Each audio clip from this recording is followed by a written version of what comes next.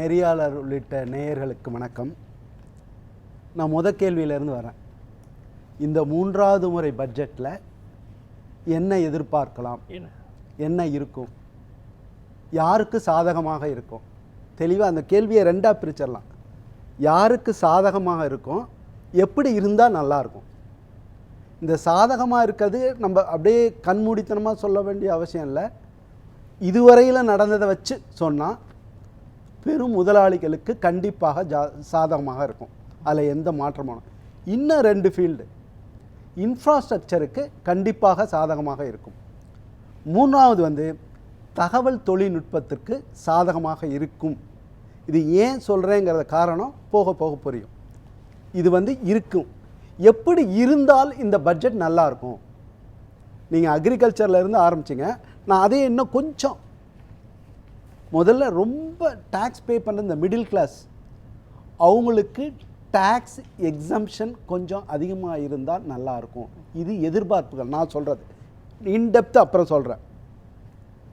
2வது நீங்கள் கேட்டது அக்ரிகல்ச்சருக்கு லாஸ்ட் டைம் கிட்டத்தட்ட ஒரு 1,51,800 கோடி அலாட் பண்ணியிருந்தாங்க. அது கொஞ்சம் கூட பத்தாது. அதில் இன்க்ரீஸ் இருந்தால் நல்லாயிருக்கும். 3வது ரொம்பவே யோசிக்காமல் அவங்கள பற்றி நினைக்காமல் இருக்குது இந்த பென்ஷனர்ஸ். இந்த ஓய்வூதியக்காரர்களை எப்பொழுது திருப்திப்படுத்தலாம் வேண்டாம். ஆல்ரெடி திருப்தி தான் இருந்தாலும் அவங்களுக்குள்ள சில குறைபாடுகள், முக்கியமான குறைபாடுகள், இதை நிவர்த்தி செய்தால் நன்றாக இருக்கும். இந்த பட்ஜெட் புதிய ஓய்வூதிய திட்டம்லாம் கொண்டு வராங்க. இப்போ நியூ யூனிஃபைடுன்னு கொண்டு வராங்க. இப்போ அதில் நிறைய பிரச்சனைகள் இருக்குது. உங்களை மாதிரி வங்கியாளர் கூட அதில் உள்ள குறைகளை சுட்டி காமிக்கிறீங்க. இப்போ ஓய்வூதியத்தை வச்சுருவோம். மெயினாக அக்ரிகல்ச்சர் ஃபீல்டுக்குள்ளே வாங்கலாம். ஏன்னா அதுதான் ரொம்ப டிஸ்ட்ரெஸில் இருக்குது. மற்ற நீங்கள் சொன்ன ஃபீல்டு இன்ஃப்ராஸ்ட்ரக்சர், ஏன்னா இந்த கவர்மெண்ட் இன்ஃப்ராஸ்ட்ரக்சருக்கு நிறையா போன பட்ஜெட்லேயே நிறையா அலகேட் சொன்னேன். அதே மாதிரி பண்ணுவாங்க. இது பண்ண வேண்டியது அக்ரிகல்ச்சர் பண்ண வேண்டியது. இந்த அக்ரிகல்ச்சர் என்ன அது ஒரு மாதிரி லிங்க் பண்ணலாமே. இந்த என்ஆர்இஜிஎஸ்னு ஒரு ஸ்கீம் இருந்துச்சு. அது 10 வருஷத்துக்கு முன்னாடி அது ரொம்ப வேடிக்கையாக சொன்னாங்க, 100 நாள் திட்டம்னு. அதனால் நிறைய கிராமங்கள் வளர்ந்துக்கிட்டு இருக்கு. இன்றைக்கி நடக்கிற போராட்டங்களை பார்த்தீங்கன்னா, முதல்லலாம் எங்களை கார்ப்பரேஷனில் சேர்த்துருங்க, எங்களை முனிசிபாலிட்டியில் சேர்த்துருங்க, இப்போ சேர்க்க வேண்டாம் அப்படிங்கிறதுக்கு எல்லா இடத்துலையும் போராட்டம் நடக்குது. காரணம் என்னன்னா, அதில் கிடைக்கிற அந்த ஊதியம் ரொம்ப கம்மியாக இருக்குது. இதனால் என்னன்னா விவசாயம் பாதிக்கப்படுதுன்னா, என்னுடைய என்ன வேண்டுகோள்னா, இந்த என்ஆர்இஜிஎஸ் இருக்கிற ஸ்கீமை அப்படியே அக்ரிகல்ச்சரோட லிங்க் பண்ணலாம். முன்னாடி வல்லுநர்கள் இந்த தகவலை கொடுத்துருக்காங்க, இந்த கருத்தை சொல்லியிருக்காங்க. நான் என்ன சொல்கிறேன்னா, இந்த என்ஆர்இஜிஎஸ் ஒர்க்கரை அப்படியே நம்ம விவசாயத்துக்கு ஷிஃப்ட் பண்ணி பெரிய விவசாயிகள் இருக்காங்கல்ல, அவங்கள்ட்ட இருந்து பாதி வாங்கி, அதுவும் நடந்துக்கிட்டு தான் இருக்கு. இல்லை இன்னும் ஆரம்பிக்கவே இல்லை. அதை லிங்க் பண்ணுனா இந்த விவசாயத்துக்கு நல்லா இருக்கும். அடுத்தது விவசாயிகளை பற்றி பேசினா, ஒரு பப்ளிக் செக்டர் அல்லது ஒரு அரசு ஊழியர், கடைநிலை ஊழியர் ஒரு மாத சம்பளம் எவ்வளவு வாங்குறாரோ அதுதான் ஒரு விவசாயியினுடைய ஒரு வருட வருமானம். நீங்கள் விவசாயினா ஒன்று 100 ஏக்கர் 500 ஏக்கர் அது மாதிரி வச்சுருக்கல. நான் 5 ஏக்கர் கீழே இருக்கவங்கள சொல்கிறேன். அவங்களுடைய வருமானம் அவன் இன்னும் உள்ள கணக்கு போட்டு பார்த்தாங்கன்னு வச்சுங்க, உடனே நம்ம சொல்லுவோம் 6,000 ரூபா கொடுக்குறோம்.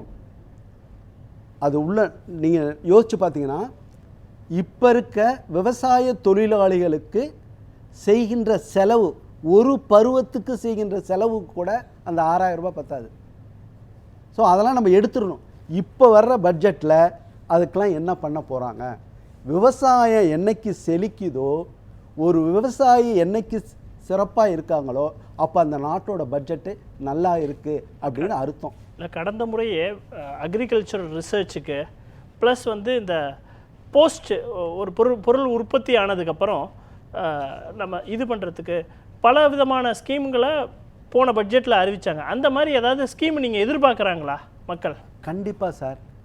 மக்கள் அதுவும் விவசாயத்துக்கு இந்த 6,000 ரூபாவை கண்டிப்பாக உயர்த்தணும். இதெல்லாம் பத்தவே பத்தாது, ஒன்றுமே கிடையாது.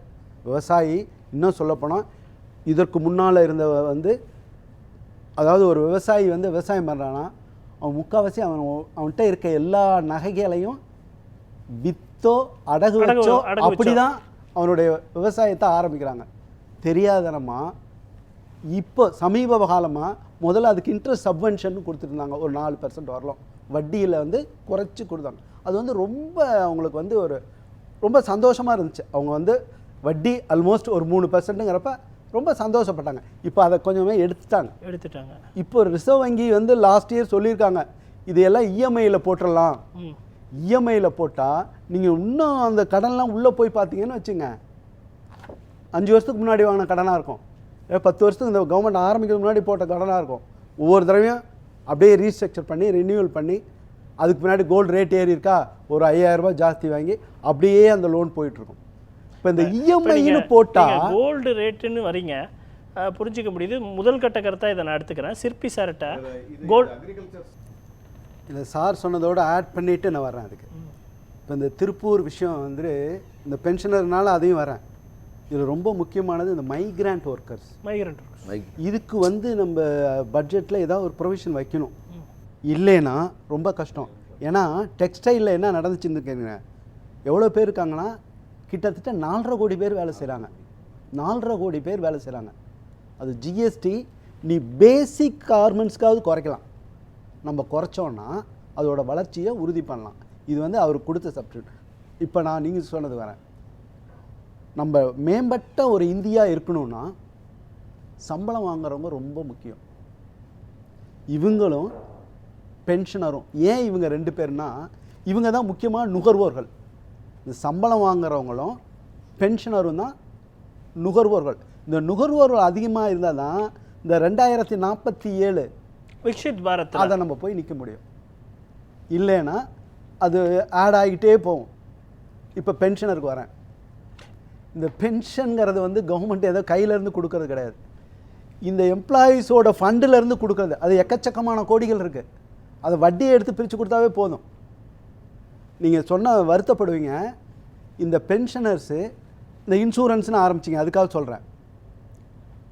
அதில் வந்து நல்லா பிரிச்சுடுவாங்க. உடம்பு வந்து கிளர்க்குக்கு ஒன்று, ஆஃபீஸருக்கு ஒன்று, 2 பேருக்கும் ஒரே மாதிரி தான் உடம்பு சரியில்லைன்னா என்ன மருத்துவ செலவு வந்து 2 பேருக்கும் ஒன்றா தான் இருக்கும். அதுலேயும் பிரிச்சுட்டு ஒருத்தருக்கு ஒரு இன்சூரன்ஸ் பண்ணுறாங்கன்னா ஒரு ஆஃபீஸருக்கு 4 லட்சம்னா கிட்டத்தட்ட ப்ரீமியம் மட்டும் 34,000 ரூபா. நம்புறீங்களா நீங்கள்? 34,000 ரூபா ப்ரீமியம். அதுக்கு ஜிஎஸ்டி எவ்வளோ தெரியுமா? 18%, 6,000 ரூபாய்க்கு மேலே வருது. இந்த அரசாங்கத்துக்கு மிகப்பெரிய கோரிக்கையாக ரொம்ப நாளாக வச்சுக்கிட்டு இருக்குது.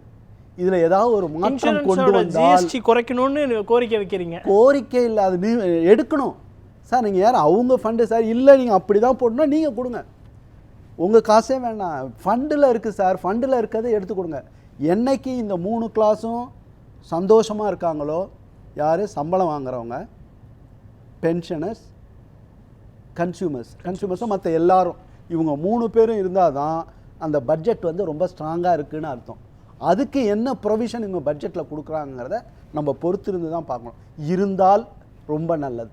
இல்லை, இன்சூரன்ஸே நம்ம கொஞ்சம் நிறைய பேசணும். ஏன்னா இப்போ இன்சூரன்ஸ் ப்ரீமியம் கட்டும் போதுமே நம்ம டேக்ஸ் கட்டுறோம், இன்சூரன்ஸ் கிளைம் பண்ணும் போதும் ஜிஎஸ்டி பே பண்ணுற மாதிரி இருக்கு. ஹாஸ்பிட்டல் கிளைம் பண்ணுறாங்கல்ல, இது வந்து அவன் கம்பெனிக்காரன் கொடுத்தாலும் நம்ம எலிஜிபிலிட்டிக்குள்ள தான் சார், நம்ம பணத்தை எடுத்து தான் சார் கொடுக்க போகிறாங்க, நமக்கு உள்ளது தான் சார் அவங்க கொடுக்க போகிறாங்க. ஆனால் 2 சைடும் இதுதான், இது தெரியாமல் பண்ணுறது. இது 2 பக்கமே டேக்ஸ் ஆகுது, டேக்ஸ் அதிகமாக போகுதுன்ற மாதிரி பொதுவான குற்றச்சாட்டே இருக்கு. பொதுவானதில் உண்மையான குற்றச்சாட்டு, ஆணித்தரமான குற்றச்சாட்டு. நீங்கள் எடுத்து பார்த்து உங்களுக்கு அந்த வாய்ப்பு வரல, பே பண்ணுறப்ப தான் தெரியும். ஒன்றும் இல்லாமதுக்கு ஒரு ஜிஎஸ்டிக்கு ஒருத்தருக்கு வந்து 6,000 ரூபா 8,000 ரூபானா அது வந்து ஒரு மாத வாழ்க்கை தரத்தை நடத்துறதுக்கு உரிய தொகை.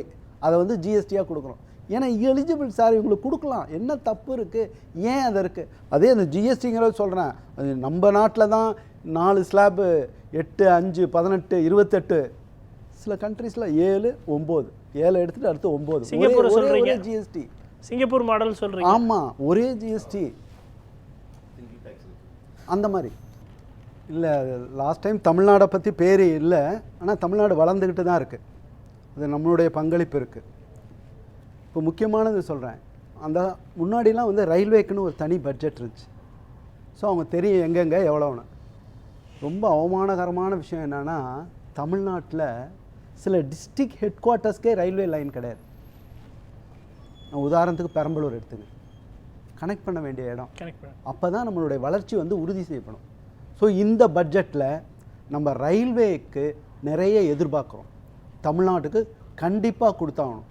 அது மட்டும் இல்லை, தொடர்ச்சியாகவே சவுத் இந்தியாவில் வந்து கம்மியான ப்ராஜெக்ட்ஸ் தான் வருதுன்னு மொத்த சவுத் இந்தியாவிலே இந்த பிரச்சனை இருக்கு. ஆமாம், அதனால தான் நான் ரயில்வேவே ஸ்பெசிஃபிக்காக சொல்கிறேன். ரயில்வே நம்ம தனியாக கூட இது பண்ணலாம். ஆனால் சவுத் இந்தியா, இது வந்து தமிழ்நாடு மட்டும் இல்லை, மொத்த சவுத் இந்தியாவே இந்த குற்றச்சாட்டை வைக்கிறாங்க. நார்த்தை கம்பேர் பண்ணும்போது சவுத்தில் கம்மியான ப்ராஜெக்ட்ஸுன்றாங்க சார். அடுத்தது, நம்ம தமிழ்நாட்டில் வேளாண்மை சார்ந்த தொழில்கள் ரொம்ப அதிகமாக இருக்குது.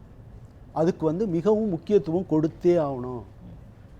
அதை கொடுத்தா தான் வளர்ச்சி உறுதி செய்யப்படும். இப்போ வரேன், பிரச்சனைக்கு வரேன். சமீபத்தில் நடந்த டிசாஸ்டர், ஃப்ளட்டு, நம்ம கேட்டது 37,000 கோடி. அவங்க ஃபண்டை கிரியேட் பண்ணி வைக்கணும். யாரும் நம்ம வந்து இதுக்காக கேட்கல. அவங்க கொடுத்தது வெறும் 276 கோடி. ஏன் இந்த பாகுபாடு? நீங்கள் ஃபண்டை கிரியேட் பண்ணுங்கள். ஓரளவுக்கு 37,000 கோடி ஜஸ்ட் லைக் தட் கேட்டுற மாட்டாங்க. கேட்குறதுக்கு வாய்ப்பும் கிடையாது. அதனால் இருக்கிறதுல தமிழ்நாட்டுக்குள்ள உரிய பங்கு சார், பிரம்மபுத்திரா எங்கேயோ உண்டாகுது, அதுக்குன்னு பட்ஜெட் அலோகேட் பண்ணி கொடுக்குறோம். வருஷம் வருஷம் ஃப்ளட்டு வரும், அதுக்கு இவ்வளோ செலவு பண்ணோம் அப்படின்னு ஃபண்டு நார்த் ஈஸ்ட்லாம் பண்ணுறோம். ஏன் தமிழ்நாட்டுக்கு மட்டும் இப்படி? அது கண்டிப்பாக பண்ணோம். டிசாஸ்டர் மேனேஜ்மெண்ட்டுக்குள்ள கண்டிப்பாக பண்ணோம். தொடர்ச்சியாக நம்ம வந்து ஃப்ளட்டு, சைக்ளோன்ஸால அஃபெக்ட் ஆகிற ஸ்டேட்டு. ஸோ இது நம்ம ஏதோ கேட்டுட்டு இது மிகைப்படுத்தப்பட்ட தொகை, அதெல்லாம் கிடையாது.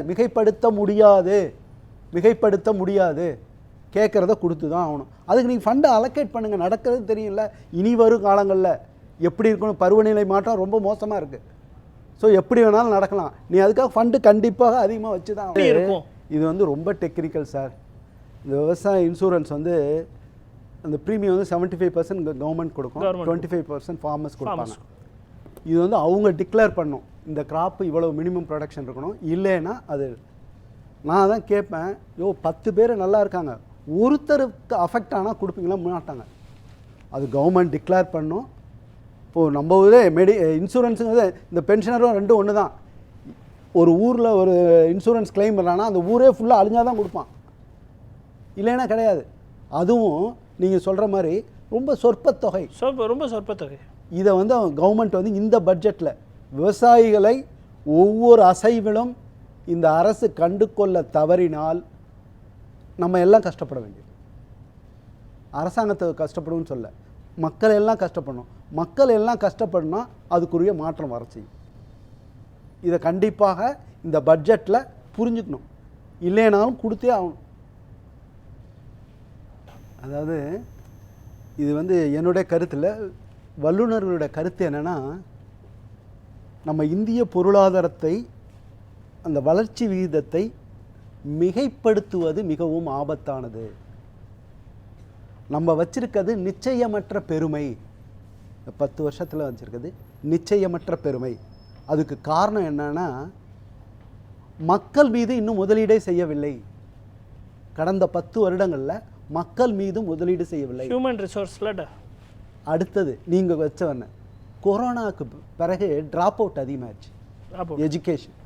காரணம் என்னென்னா ஊட்டச்சத்து குறைபாடு. அதனால தான் Tamil Nadu state government morning mid டே மீல் ஸ்கீம் கொண்டு வந்தாங்க பாருங்கள். இதோட கிட்டத்தட்ட 35% இதெல்லாம் இன்க்ரீஸ் பண்ணுறதுக்கு பட்ஜெட்டில் ப்ரொவிஷன் கொடுத்தே ஆகணும். இது கொடுத்தாதான் வளர்ச்சி உறுதி செய்யப்படும். இல்லை என்றால் நம்முடைய வளர்ச்சி நிச்சயமற்ற பெருமை. மிகைப்படுத்துவது மிகவும் தவறு. இன்னைக்கு சொல்லலாம், 4 பேர் கைத்தட்டலாம், இல்லை வளர்ந்துட்டோம், அது உண்மை கிடையாது. இது என்னுடைய கருத்து கிடையாது, ஒரு வல்லுநர்களுடைய கருத்து. அடுத்தது வர நம்ம 140 கோடி மக்கள் மேலே இந்த ஹியூமன் இன்வெஸ்ட்மெண்ட் சொன்னால ஹெச்ஆர் இன்வெஸ்ட்மெண்ட் 30 வயசு குடும்பங்க அதிகமாக இருக்காங்க. அவங்கள கண்டுக்கவே இல்லை, எம்ப்ளாய்மெண்ட்டை பற்றி யோசிக்கவே இல்லை. இதுக்கெல்லாம் இந்த பட்ஜெட்டில் ப்ரொவிஷன் கொடுத்தாதான் 2047 ஒரு வளர்ந்த நாடாக பார்க்க முடியும். இல்லைன்னா சாத்தியம் இல்லை. சார், சுருக்கமாக உங்கள் இறுதி கருத்தை பதிவு பண்ணுங்கள். என்ன உங்கள் எதிர்பார்ப்பு? இந்த அரசாங்கம் இந்த பட்ஜெட்டில் என்ன கொடுக்கணும்னா, மிடில் கிளாஸ் டேக்ஸ் பேயர் அவங்களுக்கு ரிலீஃப் கொடுக்கும். ஹெல்த் செக்டர், அக்ரிகல்ச்சர் ரொம்ப இம்பார்ட்டன்ட் கொடுத்தே ஆகணும். யோசிக்காத ஒன்று, ஜாப் கிரியேட் பண்ணியே ஆக வேண்டும். ரிட்டையரிஸ், பென்ஷனர்ஸ் அவங்களோட இஷ்யூவை கண்டிப்பாக அட்ரஸ் பண்ணியே ஆகணும். நமக்கு basic needs food, cloth, shelter ஈஸியாக கிடைக்கிறதுக்கு உறுதி செய்யணும். இதை பட்ஜெட்டில் உறுதி செஞ்சால் தான். அதுக்கு என்னென்னா ஃபுட் சப்சிடிலாம் குறைச்சிட்டாங்க, அதெல்லாம் மறுபடியும் இன்ஃப்ளூயன்ஸ் பண்ணும். எல்பிஜி இதெல்லாம் சார் முன்னாடியே சொன்னார், இந்த சப்சிடிலாம் அது 10 வருஷமாக அப்படியே தான் இருக்குது. அதுக்கு உரிய சப்சிடியை கொடுத்து மக்களுடைய வாழ்க்கை தரத்தை உயர்த்த வேண்டும். அப்படி உயர்த்தினாதான்.